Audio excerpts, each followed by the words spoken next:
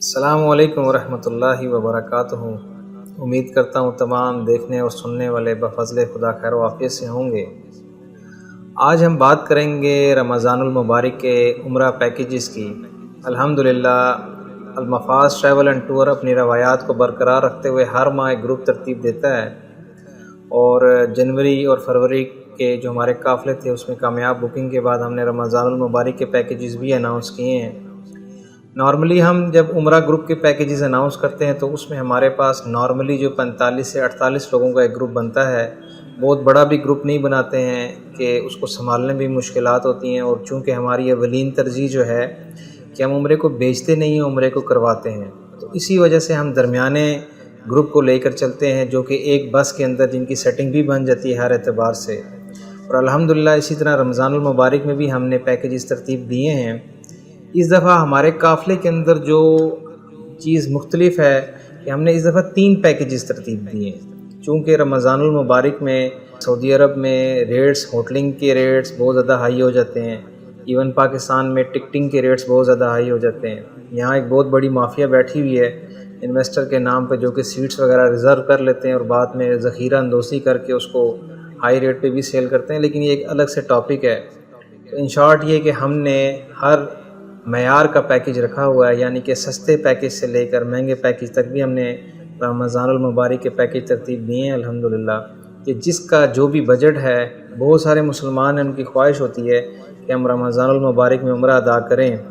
جیسے کہ نبی پاک صلی اللہ علیہ وآلہ وسلم کی حدیث مبارکہ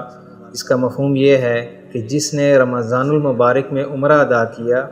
گویا اس نے میرے ساتھ حج ادا کیا۔ تو خود سوچیں کہ اگر نبی پاک صلی اللہ علیہ وآلہ وسلم کے ساتھ جب حج ادا کریں گے تو ان کی امامت میں ہوگا، اور جب ان کی امامت میں ہوگا تو قبولیت کے اعلیٰ درجوں پہ چلا جائے گا۔ تو یہ اس امت کے فضائل ہیں جو کہ ہر موڑ پر، ہر جگہ پہ اس امت کو، چاہے وہ رمضان کی صورت میں ہو، چاہے وہ بڑی عید کی صورت میں ہو، چاہے وہ صدقے کی صورت میں ہو، اولاد کی یا ایون سکون کی، یہ اس امت کو ایسی ایسی نعمتیں رحمتیں سے نوازا گیا ہے۔ اسی طرح ایک اور حدیث شریف کا مفہوم ہے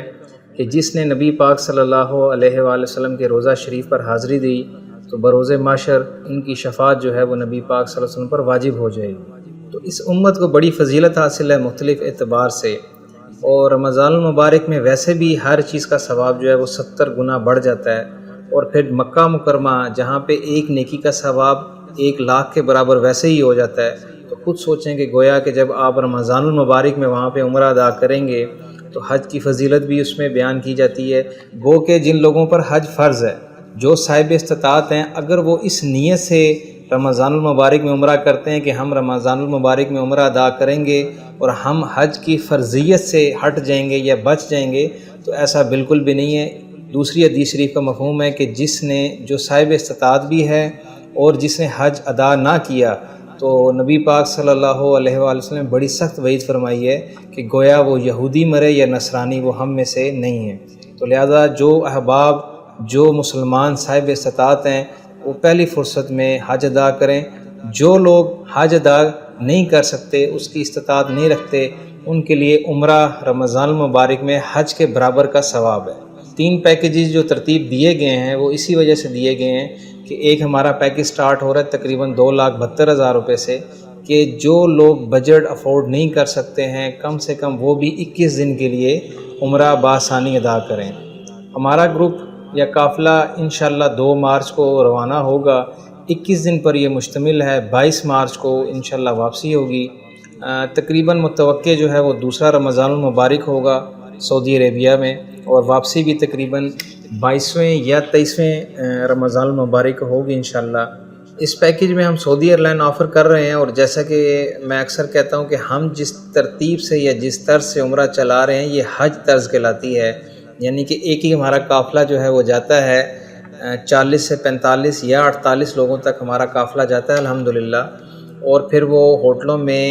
ایک گروپ لیڈر کی رہنمائی میں بھی رکتے ہیں، اور اسی طرح مکہ مدینہ کی زیارات ہیں، پھر وہاں سے جورانہ سے عمرہ ہو جاتا ہے، مقام حدیبیہ سے بھی عمرہ ہو جاتا ہے، کچھ پیکیجز میں ہم طائف اور بدر بھی آفر کرتے ہیں۔ تو جو لوگ سیکھنے کے عمل کے لیے جاتے ہیں، میں اکثر کہتا ہوں کہ عمرہ سیکھنے کا نام ہے، مشقت کا نام ہے، مجاہدے کا نام ہے، صبر اور ظرف کا نام ہے، کہ آپ کو تکالیف آتی ہیں،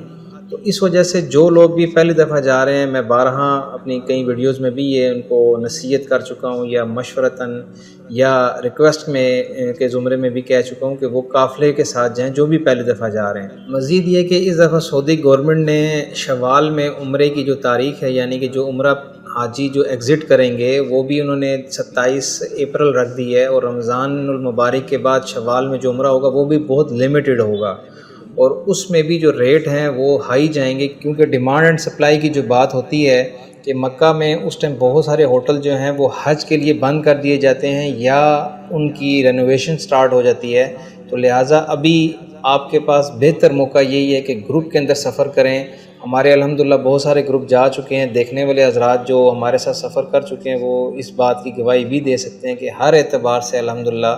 ہم نے گروپ کو مطمئن واپس کیا، اور ہمارا جو ہمیشہ سے ایک سلوگن رہا کہ ہم عمرے کو بیچتے نہیں ہیں، عمرے کو کرواتے ہیں۔ رمضان المبارک کے اعتبار سے ہم نے 3 پیکیجز لانچ کیے ہیں، 2 مارچ کی انشاءاللہ روانگی ہوگی، لہذا کسی بھی سوال یا رہنمائی کے لیے نیچے دیے گئے نمبرز پر رابطہ کر سکتے ہیں۔ والسلام علیکم ورحمۃ اللہ وبرکاتہ۔